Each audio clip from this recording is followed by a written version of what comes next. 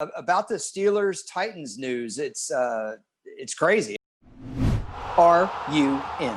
Hey, it's week 4 of the game day. Elliot Harrison and first ballot Hall of Famer Rod Woodson. The NFL coming out and saying, hey, coaches, if you don't protect yourselves and the people around you by wearing masks, there's going to be some stiff penalties coming down the pike.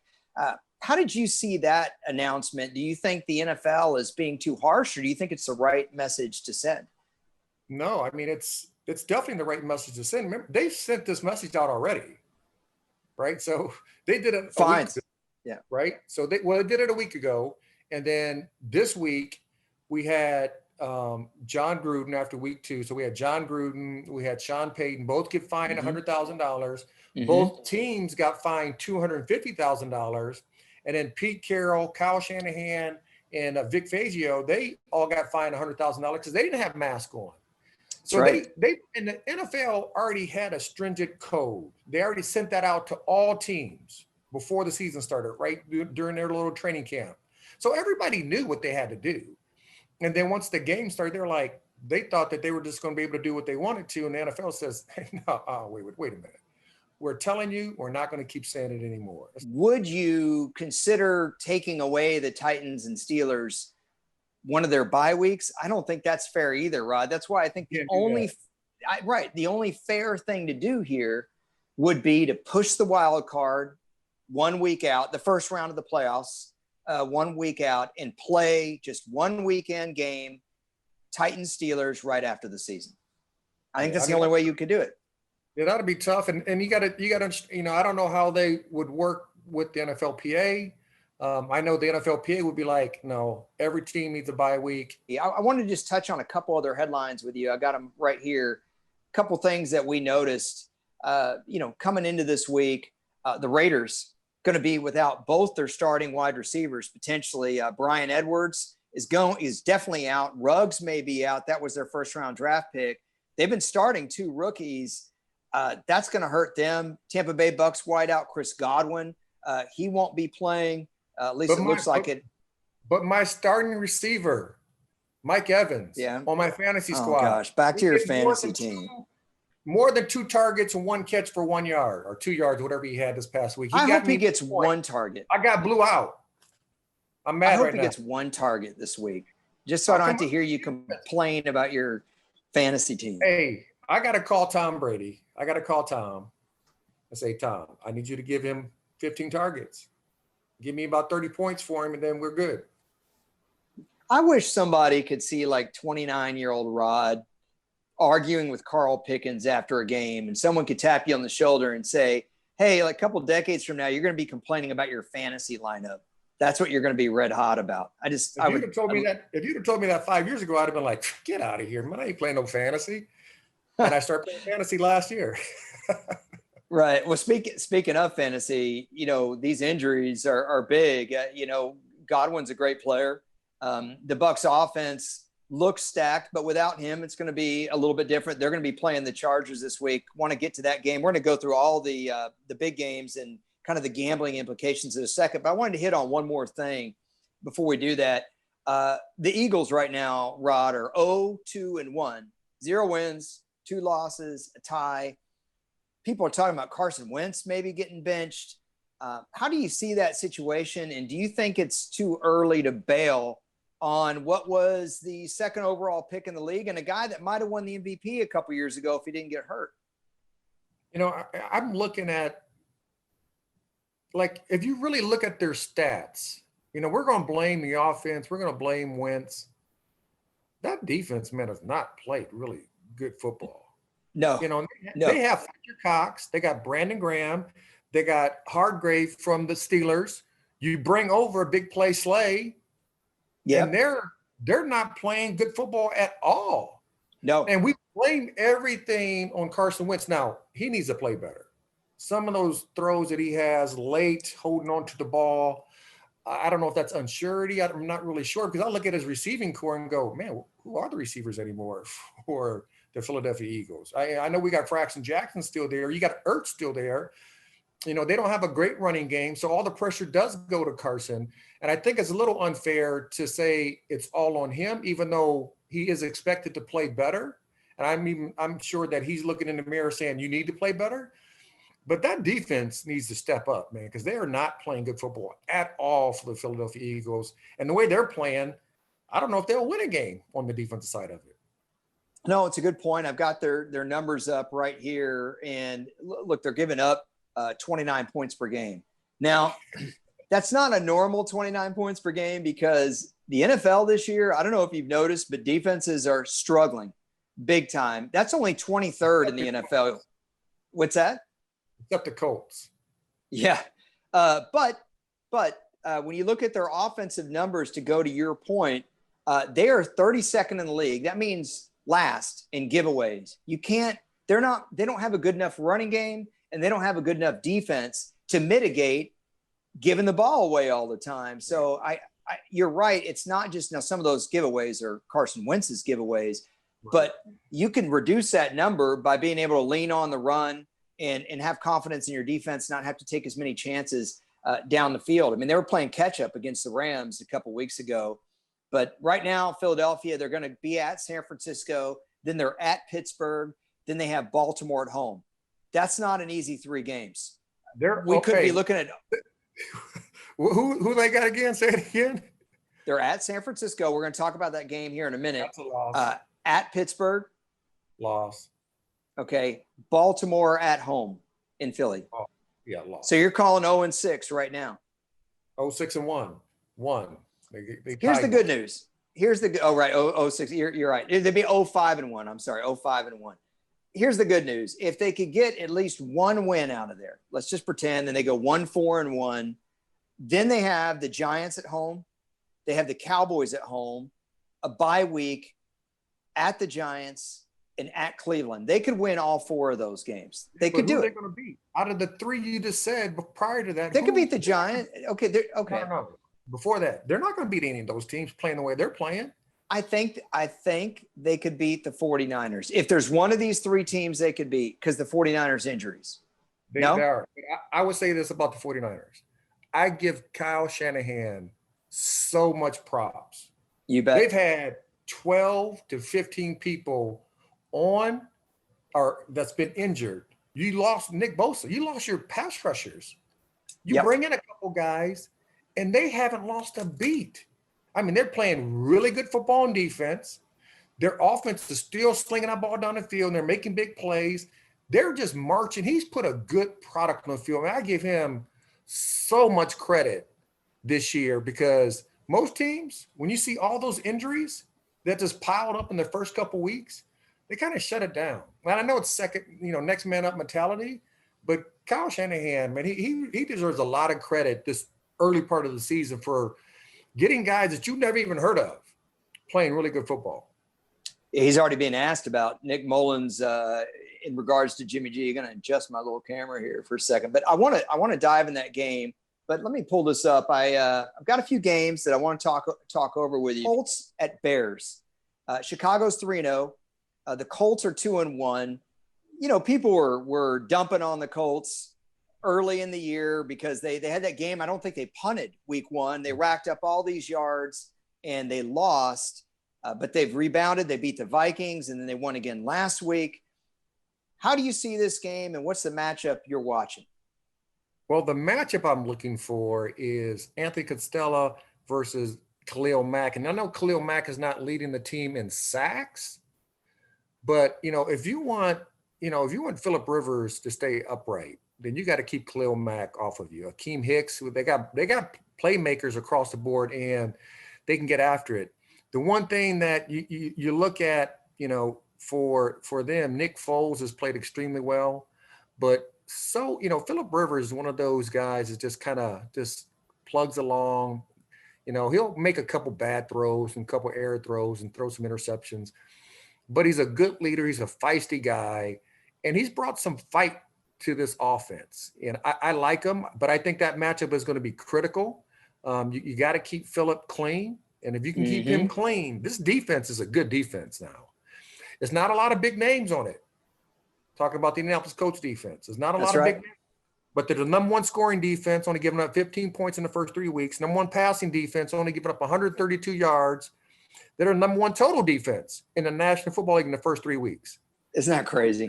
It's just crazy. Coming into 2020, that the Indianapolis Colts for the first 3 weeks is only going to be giving up 15 points a week.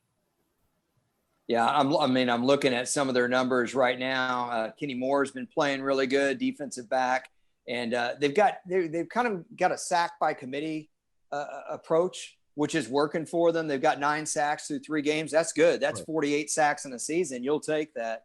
That definitely helps your secondary. Want to give Phillip Rivers some credit here. He got piled on after the first week. He threw an interception at the end of the game. One of the things about Phillip Rivers, and I'm not debating that he's, had mistakes at the end of games, but when you're constantly having to keep your team in the game, you have to take chances down the field. The more you take chances down the field, you're going to get picked off sometimes. You can't Sam Bradford throw 2-yard dumps to Jerick McKinnon all day in the NFL when you're trailing. I think that Rivers was so good out of the gate, Rod, with that 2006 Chargers team. They went 14-2. It was his first year starting. But you have to remember that he had the MVP of the league in the backfield in LaDainian Tomlinson. And he wasn't being asked we need you to go out and win the game. If Phillip Rivers isn't a Hall of Fame player, he's a Hall of very, very good player. And I'm happy to see him playing pretty well. Do you feel like the game has passed him by, or do you think he's still a very viable quarterback? No, I think he's very viable. As long as they keep their running game going, he doesn't have to throw the ball 49 times in a game. Then Phillip Rivers is going to play really good football. And, then I'm gonna give a shout out to Danico Autry, who's a defensive tackle, former defensive end for him, and TJ Carey, who's leading the team in interception with 6. They both were with me with the Raiders, and they go over there. They go back to the Midwest. I'm from Indiana, so they go back to that the heart of the country. And playing really good football, but to where get back cars to rust. Sorry, they do rust there. Yes, they do. But get back to Phillip. Phillip is he can't be the guy that throws 35, 40 times in a game. He could do it at one point. I just don't think he can do it now. And if he throws the ball 25, maybe 30 max, and they can still run the football, then this is going to be a solid football team. And it's going to be a hard out because they are very disciplined. Yeah. And if you say, well, he should be that kind of quarterback, no quarterback should be throwing the ball 40-something times a game. I don't care who they are. I mean, if you say Aaron Rodgers is playing great, he is, but it definitely helps him to have Aaron Jones and Jamal Williams back there when they need to mix it up. And so you really want your quarterback throwing 30 to 35 times. That's optimal. It's bang for the buck. It's not how many times can we air it out. I mean, look at Dak threw for I don't know how many yards last week. He's leading the NFL in passing yards, yet Dallas is where they are. Speaking of that game, we're going to get to that real quick on Colts Bears because we spent a long time on this game. The key number I'm looking at in this one are Foles' giveaways. He's been a great long reliever, Rod, but sometimes when he's been made the starter, he hasn't always performed. Putting the 2017 run aside, the line on this game, the Bears are 2-point underdogs. I've got the over-under at 45. Of course, that's subject to change. I don't touch the over-under. Nick Foles you don't know what you're going to get. You don't know how many points they're going to put up. But I like the Bears and the points in this game. I think the Bears could win the game outright. So the fact that they're 2-point underdogs, I don't love this game from a gambling scenario, but if I were going to bet, I'd take the Bears and the points. Let me go to, by the way, who do you have winning in this game? Just outright. I got the Colts. I got the Colts winning 23-17. Doggone it. Well, but I just said, honestly, if I had to put my money down, I probably wouldn't put it down on this game. But if you're saying, hey, I've got to bet on this game, I say avoid the over-under and I go Bears and the points. All right, Browns at Cowboys. Right now the Cowboys are favored by 4.5. The over-under is very high for Vegas, 55. What's the key matchup that you're looking at in this game? Oh, it's definitely the Dallas Cowboys. First of all, the Dallas Cowboys defense I don't even know where they're at. I don't even know if they live in Dallas. That makes two of us. But they're 23rd in rush defense, giving up 127 yards, going up to number 3 rush offense in Chubb and Hunt, who they average about 170 yards in a game. If they can't slow these two running backs down, it's going to be a long day for this defense. And I don't care how many yards that Dak can put up, he'll be on the sideline because That's this would be a 10-play drive, 10-play drive, 10-play drive, 4.5 minutes for the Cleveland Browns offense been on the field. And you can't score when the other offense is on the field. So to me, that front seven has to step up to the forefront and slow this running game down and put more pressure on Baker Mayfield to throw the ball down the field. And hopefully some good things can happen with the secondary. And I don't even know where the Dallas Cowboys secondary is at because they haven't played well either. That's right. The one thing I will say about time of possession, I like it as a stat, but if you don't do anything with your possessions, I mean, you can have the ball for 42 minutes, but if you're settling for field goals constantly, it's a great recipe to lose. So I'm curious to see what Cleveland's offense is going to do. I know they're going to move the ball. It's whether or not Baker makes mistakes in the red zone, I think is really what could decide the outcome of this game. Key number in this game, Cowboys have allowed 9 touchdown passes in 108 attempts. So, Rod, that's literally once every 12 throws, a quarterback's getting that's horrific. I believe that would be the largest touchdown percentage since the AFL-NFL merger in 1970, if that stat holds. Hopefully it won't. The line, again, Cowboys favored by 4.5. The over-under is 55. The way I look at this, I wouldn't touch the over-under because I guessed it. I guessed that it would be 55. If you guess it right on, then that means Vegas is doing a good job and they're going to make money. The line, though, I like Dallas to cover here, Rod, because I don't trust the Browns right now. I don't trust them. I do trust Dallas's offense to score, and the game is in Dallas. Do you think the Cowboys win by more than that, or you think the Browns win? What are you looking, or what are you seeing? I got Dallas. I have Dallas winning 30-20, 23. It's at home. Dak does play well. The offense is not terrible. It's the defense. And if they can just play halfway decent, they'll score enough points to get another victory at home. Yeah, I like the Cowboys to cover here. I like them to win. I like them to cover, win by 7. I think that's a good one. I like that much better than Bears Colts. All right, Chargers at Bucs. Interesting game because Justin Herbert has been playing quarterback for the Chargers. Tom Brady for the Bucs. I don't like to make everything about quarterbacks, but it is interesting when you have a rookie starting against a guy in his 21st season. Obviously, the Bucs are favored big time here, Rod. What's the big matchup that you're looking at? Well, for me, it's Todd Bowles versus Justin Herbert. I mean, it's, you look at a guy who spent 23 years as a defensive coach in college and in the National Football League, going against a rookie who has played decently well since he's been in the starting lineup the last couple of weeks, right? But I love Todd Bowles. I think Tom Brady and that offense is going to keep on clicking, get better and better as he understands the system. But I'm just curious of what Todd's going to throw to this young player. I mean, he hasn't seen everything yet. College, they don't see a whole bunch in college. He's learning on the run. He had no preseason. So this is his preseason. So he's trying to figure us all out. So if I'm Todd Bowles, I'm showing him different looks. I'm trying to give him multiple pressures to speed up his process. And as you speed up a young guy's process, he'll see something that's not really there and he might throw it. You get a pick. So I think Todd Bowles is going to be a big factor in this if the Bucs want to win to get that victory. Yeah, I think sometimes when fans hear that, Rod, they think the first thing they think of is blitz. Like it's just like, and not everyone, but I mean, even in my mind, that's the first thing I think of. But really, it's about mixing it up in a way that the quarterback never knows what he's seeing out there. So he thinks, oh, I got pressure coming. And then you drop everybody. And all of a sudden you only have 3 rushing and 8 in coverage. That can be just as deflating for a quarterback as sending the kitchen sink after them. So I think mixing it up is something that Todd Bowles can do. But I also know that Justin Herbert can make throws downfield because we've already seen it, especially in that game against Kansas City. The key number for me in this game is actually the spread itself. It's 7.5 that the Bucs are favored by. That's a pretty big spread. But my inclination is that the Bucs can cover that. The other interesting thing with this game is the over-under is 43.5.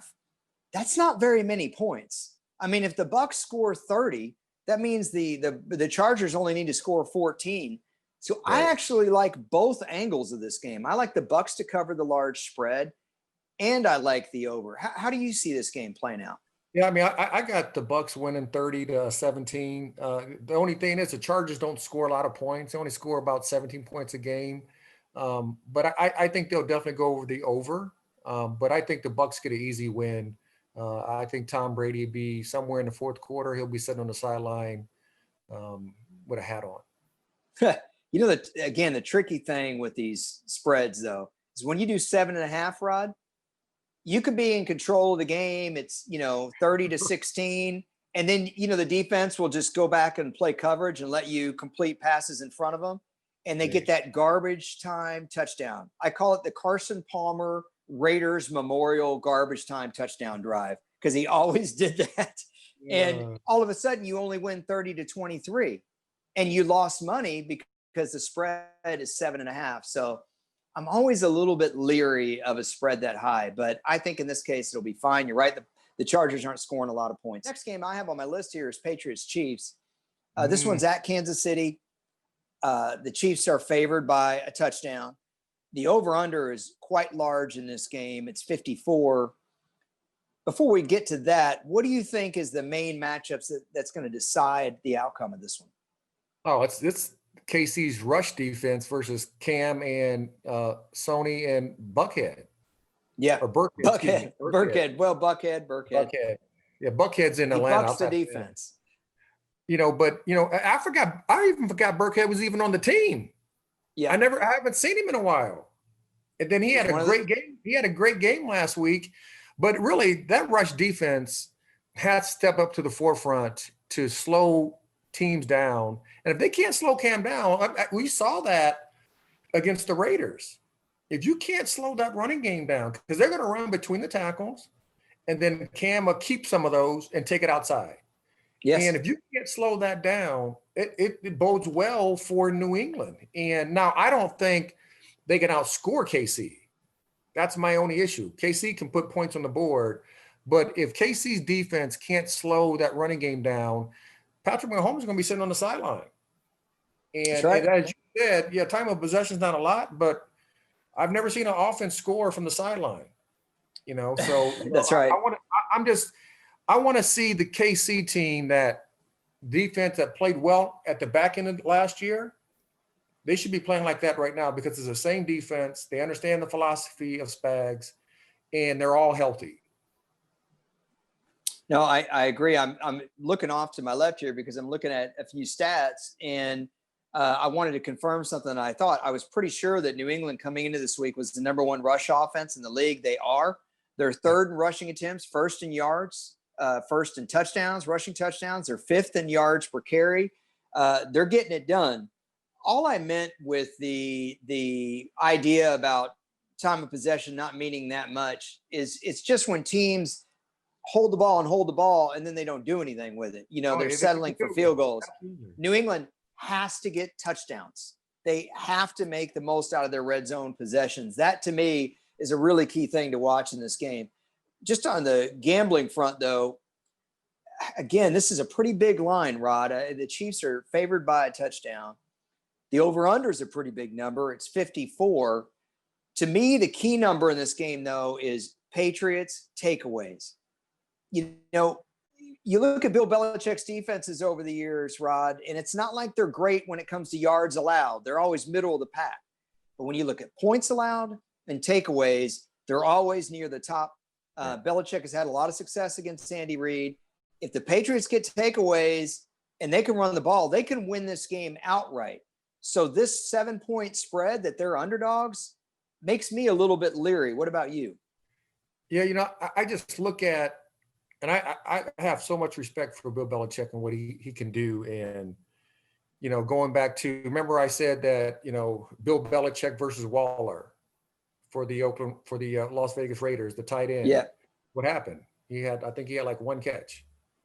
And, now the hardest thing here with Kansas City is that you just don't have Kelsey, but you got Hill, Hardman, Watson, running game. And then you have a quarterback who can backpedal and still throw it down the field. Yes, if you get turnovers, it demoralizes a football team. And they're always being very good at getting turnovers. I think it's going to be a high scoring game in a sense. I think it's going to be 30-27, but it's going to be KC's favor because I don't think they're going to be able to slow down the running game. Cam Newton averages 12 rushes a game. Can't keep that up. I mean, now he can't keep that up. I don't know if he can keep that up or not, especially if he starts getting hit in the pocket or just getting banged running down the field, because he was banged up and beat up last year when he was in Carolina. So could he keep it up? Right now, it's working for him. He's still running 12 times a game on average, be it called runs or scrambles. Mm-hmm. They have to slow that stuff down. If KC can't slow it down, it's going to be a real close game, and it's going to come down to whoever has that last drive and whoever gets that extra field goal. Yeah, I mean, this is year 10 for Cam. He can't be your thumper in the run game. You know, by thumper, I mean that guy inside the 5. That can't be your quarterback. And you talk about 12 carries a game, you're talking about almost 200 carries in an NFL season for a quarterback. That's tailback style numbers right there. I was talking to a good buddy of mine about this game, and he said, how does Belichick stop the Chiefs? Like, what does he do? And so I was trying to think, all right, what would I do? Well, Belichick always tries to stop one guy and say, all right, that guy's not going to beat us today, right? I think that guy's got to be Kelsey. I think you put Gilmore on the Chiefs' second best receiver. You double Tyreek Hill with your second best corner and the safety over the top, and then take your chances with CEH. What do you think? Belichick used to do that. So what he's going to do with Kelsey, he's going to bang Kelsey. So anytime Kelsey is near the core, so near the offensive line, he will have the edge rusher or the outside linebacker bang him before he goes into the rush. Right. The problem they have, Kelsey is there, yes, but they'll put Kelsey at 1 or 2. Now you can't bang him. So, do you put Gilmore on the second best receiver, which they used to do, and then they would roll coverage to the number 1 receiver? Right. They haven't done that in quite a while. I haven't seen them do that. Now, could they get back to it? Absolutely, they can get back to it. But my question is, you don't just have Kelsey. The problem they have, and the problem that Kansas City presents to any defensive coordinator, yes, you have Kelsey, one of the best tight ends in the National Football League. You have the fastest receiver in the NFL in Tyreek Hill. You have another fast receiver in Hardman. You have another big receiver in Watson. You have a good rookie running back. Yeah. You have a running game. So I'm like, what do you stop? So if you put all your eggs in a basket of touching Kelsey, which he's going to bang him, he will, which is a good idea. It's just when he goes to number 1 and he's lined up outside, you can't bang him out there. He's at number 2. You can't bang him there because they'll put him all over the place. And they'll put him at number 3, and you think that he's going to come out and then he'll do a cut type of play, like a cut boot or something. He'll come behind the line of scrimmage. So they have to make sure that, and I know Bill Belichick understands this, that he has to make sure that he doesn't give up any of those deep shots, because that's what Patrick Mahomes wants. That young fella back there knows he can throw it deep, and he wants to throw it deep. But if you go back and watch the Chargers gave up no deep balls. That's the key to beating this team. You can't give up any deep balls. And if they don't give up any deep balls, they have a great possibility of getting a victory, which is going to be tough, but they still have a great possibility of getting a victory if they don't give up any deep balls to Mahomes. Well, you certainly don't want them to be in a rhythm. And if the Patriots can run the rock all over them and keep them on the sideline, that it's not just about time of possession. Again, it's also about, it's like baseball. The more at-bats you get, the more pitches you see from the starting pitcher, the better you're going to be. And, I just think if you can limit Patrick Mahomes to 8 possessions, 9 possessions instead of 12, you can limit him getting in a rhythm, being able to get those vertical throws. If I were playing him defensively, I would take everything everybody's done with him this season and do something totally different just to show him a completely different look, and then change it up at halftime. No matter how well you're playing. Even if you're playing great in the first half, I'd still change it up at halftime. But that's easier said than done. But because you only have so many defenses, right? And you only have 3 days to put them in. So if you're, I'm sitting in my living room, Rod. I mean, I'm doing, look, I'm doing the best I can. What do you want me to do? that is a great idea. The problem with that is that being able to do that on a consistent basis, putting in say 4 new defenses. You put in normally 1 new defense in a week. Mm-hmm. Offensive put in maybe 1 or 2 new plays, maybe 1 or 2 new formations out of that play. So you never know what's going to come. And defensively, you might have 1 new blitz, 1 new type of defense, and that's about it. But it's hard to. If we could do that, I think as all coaches could do that on a consistent basis, they would love to say, I got these 5 defenses I'm going to run, or 6 defenses I'm going to run in the first half. Second half, scrap all those, and we're going to run these other 5, these other 6. Man, that'll mess all those guys back. You talking about spinning? I understand. Spin. I was just thinking that, look, Mahomes is still a young quarterback. He is. And he's not infallible. And even if you're having a lot of success for New England would be being up 17-7 at halftime in a running kind of contest. And then you change it all up in the second half, maybe play less aggressive and maybe confuse the quarterback. But again, you've made the point. I lose. I surrender. It's so hard to prepare for these guys. Going back to the gambling aspect on this one, I don't really love this from a gambling perspective. I'm just thinking out loud here.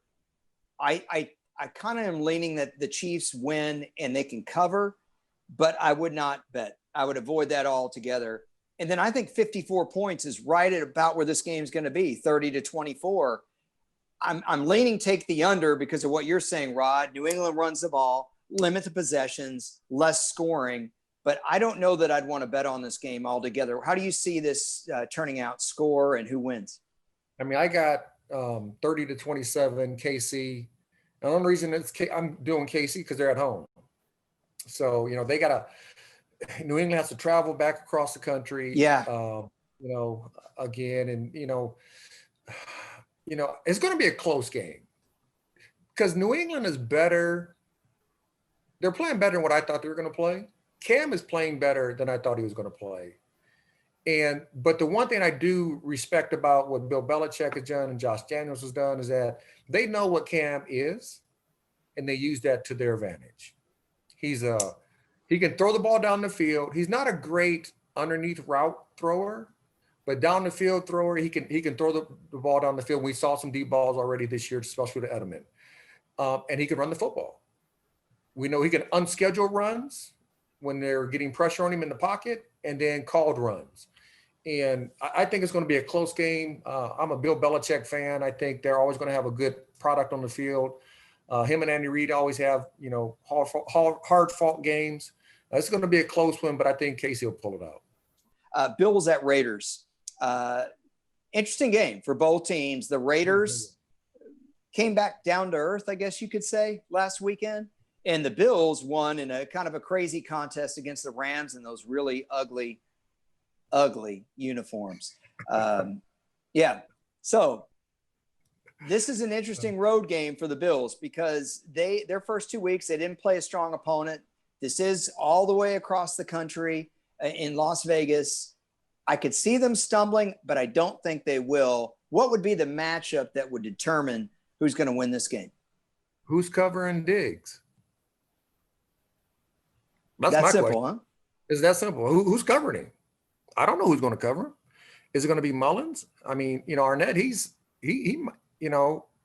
know he's looking at his thumb again because he re-injured the thumb. So he might not even be there for the Raiders. Is it going to be Lawson? Is it going to be Johnson? Who's covering him? Nobody's covered him so far this year. He's played really good football. Josh Allen is throwing the ball extremely well. Yeah. They've done a lot of good things talking about the Bills. The defense has played good football, not as good as I think they can. I mean, they should play better, talking about the Buffalo Bills defense. But I'm just trying to figure out, can Paul Gunther, what is he going to do to slow Stephon Diggs down? Is he going to roll coverage to him? Is he going to bracket him? What is he going to do to slow him down? Because they have to put somebody on him, because if they don't, man, he can have 15 targets, 13 catches, 150 yards, 2 touchdowns. And Yep. it'd be a long day for the Raiders football team. I think in this particular game, the Raiders are going to have trouble keeping up with Buffalo if Buffalo gets hot. When you have 2 of your starting receivers hurt and they're starting 2 rookies, you're putting a lot of pressure on that run game and on Derek Carr. And I don't know that the Raiders are up to it, Rod. I really don't. I think this Bills team is legit. I don't think they're an imposter at 3-0. I don't think they're going 14-2, but I think this is a better than 10-win football team. The line on this game right now, the Raiders are 3-point underdogs. I think that's too small. I think Buffalo can beat them by more than that. The over-under is 52.5. So you think 52.5, that's like 30-23. I don't know that the Raiders are going to get there against Buffalo with these offensive weapons out. And if Josh Allen is playing a little bit over his head, just a little bit, that's an awfully high over-under. So I would take the under. I like both on this game, the under and the Bills to win by more than 3 points. How do you see it? Yeah, the one thing that I'm trying to look at is that, the Raiders only have 3 sacks. They don't pressure the quarterback a whole bunch. And if you let Josh Allen sit back there in the pocket and not to hurry up his progression reads and feel different color coming at him, it can be a long day. Now, my question to the Buffalo Bills, can you stop this running game? Which they've had some issues stopping running games so far this year. Can you stop this running game? Because we know that Josh Jacobs can run. They're going to run between the tackles. They'll run their little, stretch zones, and then they'll run their boots off of it. And if the Buffalo Bills can't slow that down, Derek Carr's done a really good job in his career of taking care of the football. He doesn't throw a lot of interceptions. But, if somehow, some way, Paul Gunther can't find a way to pressure Josh Allen, it can be a long day for this defense. And, I see an upset where the Bills go out to Las Vegas, come out here to my home city now, and get the victory 30-27. You say an upset? That's not an upset. That's not an upset. The Bills are favorites. What's upset? It's an upset to me because anytime you travel and you go to opposing team's house, especially because Raiders is a good football team. And I know we're saying that everybody's saying the Bills should win because they're 3-0. But nobody thought the Bills would come out here before the season started to the Vegas and win that football game. So in the minds of what I believe, because I don't know how really good the Bills are yet. They played 3 games. They played one really good game against the Rams, which they could have lost if they wouldn't have had the pass interference, which I don't believe was pass interference because riding a receiver isn't pass interference. Restricting his ability to get to the ball is what pass interference is. Right, but anyway, I'm going to get away from that. But that's why I say it's upset, because when you leave your home, you come in somebody else's backyard and you beat them in their house and you take their money from their table, that's an upset to me. All right. Fair enough. Let's go to the Sunday night game. Eagles at 49ers. The 49ers, I don't want to say they shocked people, but I think people were a little surprised that they won in the manner that they won last week. They've been the walking wounded. They played the Giants, granted, but they handled the Giants last week. Now they've got the 0-2-1 Eagles coming to town. They're reeling. The 49ers, I said this earlier, Kyle Shanahan's already answering questions about Jimmy Garoppolo versus Nick Mullins. I think that is going to be key, the quarterback play in this game. Shocking that the quarterback play is something we would talk about. Is there anything else outside of the quarterbacks that you're looking at in this game?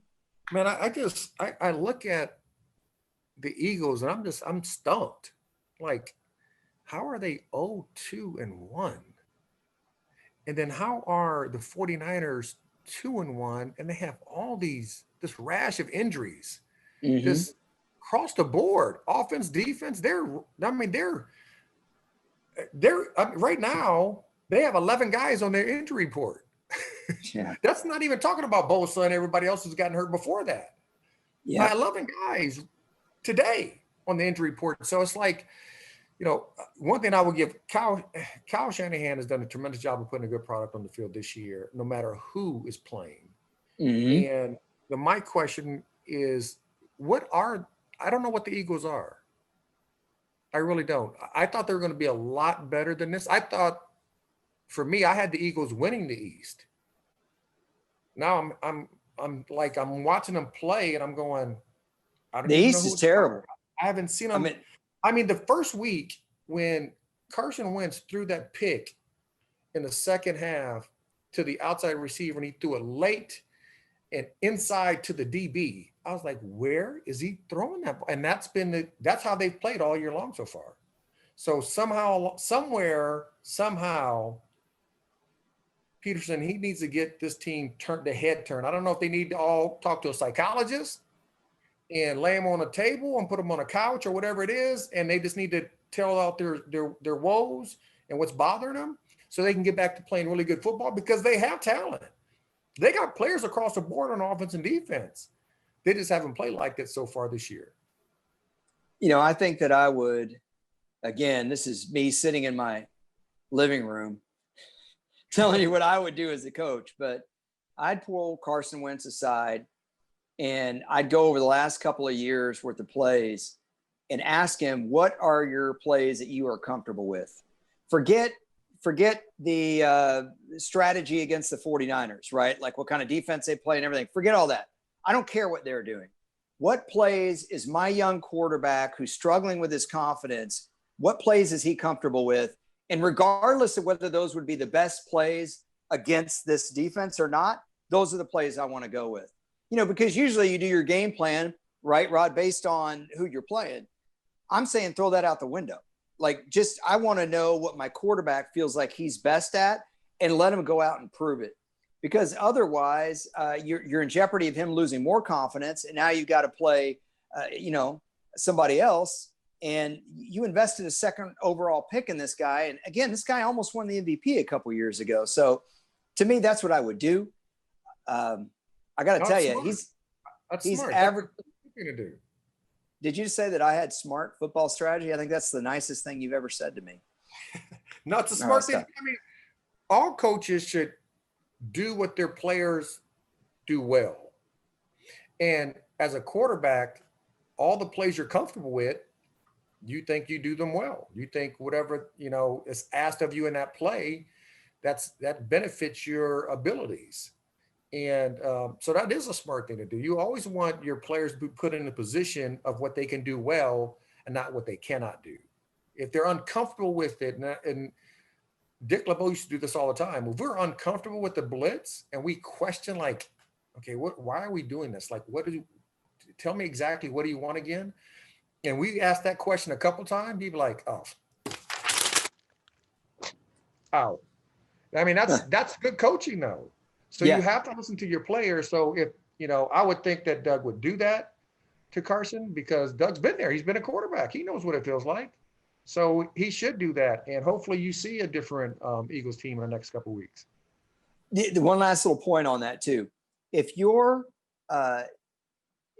Carson Wentz and you're going with the plays that you're comfortable with, Carson Wentz and Doug Peterson, I'd also tell my quarterback, if it's not there, use the mobility you have. I'm not saying Carson Wentz is the most mobile quarterback out there, but he's not a statue back there either. Whatever you do, even if the play that we call that you're comfortable with is not, open against this defense, then take what you can get. Don't force the ball. Don't force an outside throw that's inside of your receiver. Key number in this game, Wentz averaging 3.5 yards per attempt under pressure. Not good. My prediction here is really to avoid this game altogether. I don't know what Carson Wentz is going to do. If I had to bet, though, if he said, hey, man, I really want to bet on this game, here are the numbers on it. The 49ers are 6.5-point favorites. I think that's too high. For a team this banged up that's played the Giants and the Jets and the Cardinals, I think that's too big a spread. The over-under is 45. I don't touch the over-under. If I bet on this game at all, I'm taking the Eagles and the points. I'm not saying the Eagles win, Rod. I'm just saying I don't think they lose by a touchdown. What do you think? Oh, yeah. I think they lose 30-17. Yeah. Listen, oh, man.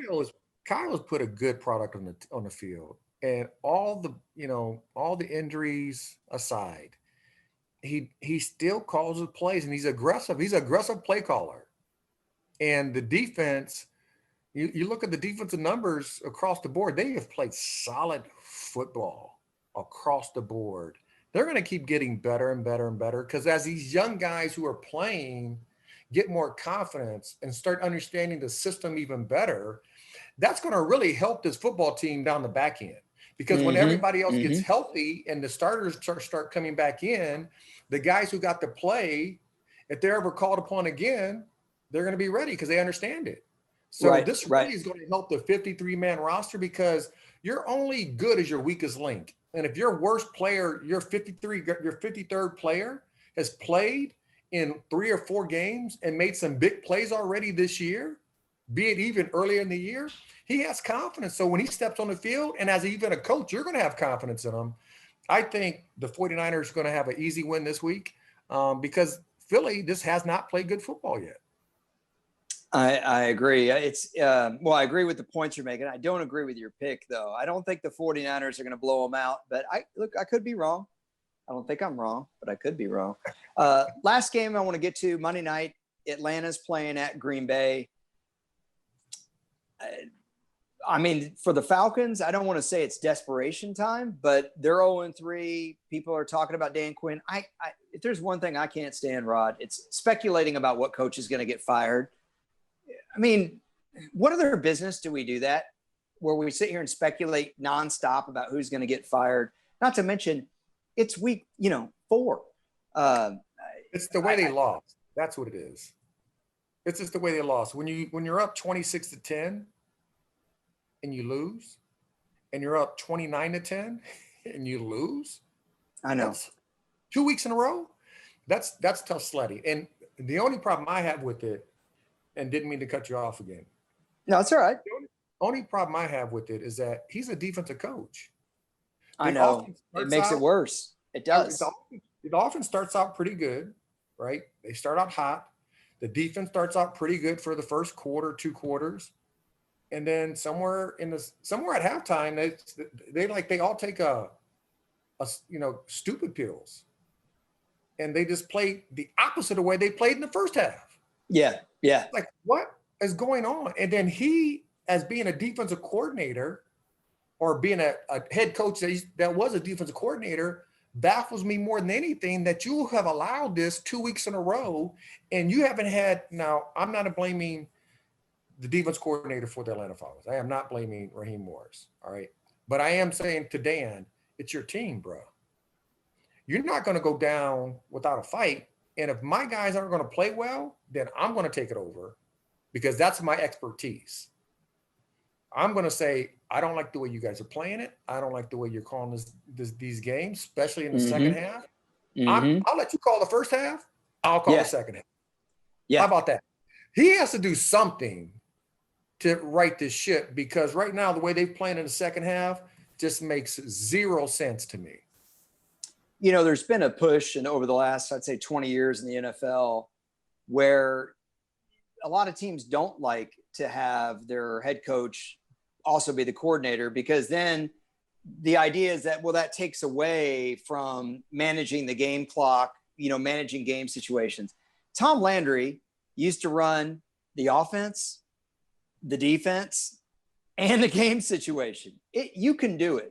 So I don't see any problem with someone like Dan Quinn saying, you know what, I'm taking over the defensive play calling. And, oh, by the way, I can manage the game clock and the game situations. The problem is do they have the personnel to stop Green Bay with the way Aaron Rodgers is playing? I mean, Aaron Rodgers, Russell Wilson, and maybe Josh Allen are MVP candidates right now. Yeah, no. I mean, it's like, who's going to cover? Okay. Not knowing if Devontae Adams is going to play, right? But who's going to cover Lazard? Who's going to cover Valdez Scantling? Who's going to take Aaron Jones come out of the backfield? Who's going to cover the secondary? Oliver, you got Allen, you got Neal. Like, who is going to match up with these guys? And don't say if Devontae Adams plays. You better roll your coverage to him. He didn't play last week. Yeah. Because there's the Seattle Seahawks defense. They're a single high defense. They're going to play zone or man. It's always that single high look. They will every now and then get in a cover 2 look. But man, if you show that same look to a great quarterback like Aaron Rodgers, and now he has a running game and his number 1 receiver is back, and everybody goes back to being, the number 2 and number 3. And even though we saw Lazard, he had a breakout game, last week. So, I think it could be a long day for the Atlanta Falcons, even though I know they can put up points. They have a decent running game. And Green Bay's defense is not the best defense in the National Football League. So they can probably score some points. But you're not going to outscore Aaron Rodgers showing him the same defense and with his number 1 receiver back. I've got the Packers to cover the 7.5, Rod. I don't think this game is going to be that close. Over is the problem for me. When you've got to get to, and I think the over-under actually has been moved to 58. When you've got to get to 59 combined points, that's humongous. Because what if Atlanta doesn't play well at all? Green Bay gets a big lead, and they just run Aaron Jones and Jamal Williams. They'll just burn out the clock, and they won't get anywhere near 59 points. So I would lean towards the under in this game, but I wouldn't bet on it. I would bet on the Packers to cover. So I'm basically saying Green Bay wins, Rod, and Green Bay wins by, I think they're going to win by 10 or more. What do you think? What is Green Bay averaging per game, point-wise? 40. Oh my gosh. Yeah, I think it's 40.6. I think they've scored 122. Let me look it up. Green Bay is going to score 40 points. You have no confidence at all in the Falcons. None. I would give Atlanta, I say they're going to score 23. They're going to get, a couple of touchdowns and multiple field goals. So you would take the over. Okay. So you got the Packers to cover, but you got the over. I looked it up here. The Packers, 40.7. I forgot to round up with my math. 40.7 points per game. And the Falcons, they've scored a lot of points. They're averaging 30 points per game. But one thing that you have to look at there, the first week they played Seattle in Atlanta. Then they played at Dallas. Then they played in Atlanta again. Those are all fast tracks. This is a different offense. I guarantee you when they're on grass, I don't think they're going to be as prolific as they've been through the first 3 weeks. That's why I'm a little bit timid about such a high over-under. That's why I'm saying the Packers to cover. I avoid the over-under, but hey, I've been wrong before. All right, well, that's week 4 for you in a nutshell. We'll be joining you on Sunday per the usual. We do a little IG live chat. Rod usually is too long-winded, and I'm usually very smart and concise and have a lot of great things to say. Either way, by the way, did I mention, are you in? We hope you enjoyed this video. Please give it a like. You can comment below and subscribe.